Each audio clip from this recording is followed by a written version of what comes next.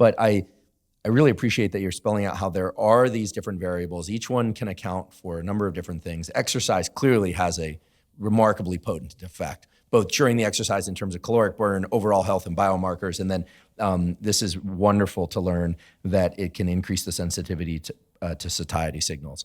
I think that makes, at least in my mind, places it very high on the list of things that people should absolutely do. But that there are other factors too. And the identity piece is fascinating. It reminds me also, your story reminds me also of David Goggins, who is, he talks about his former very overweight self, almost as if it was a different person.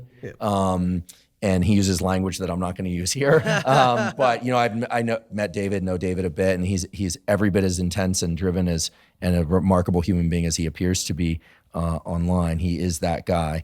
But it does seem like he had to more or less kill off a former version of himself and continues to do that every day. And I think what your point about this other fellow who does it through a similar process, the word today seems to really matter. It's not like you defeat this former version of yourself and then that person is buried and gone. You said, I killed my clone today. And that's the way that David talks about it also. So this is a daily process.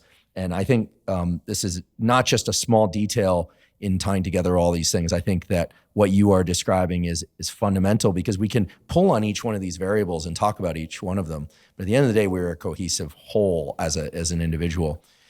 Sorry, you were about to say.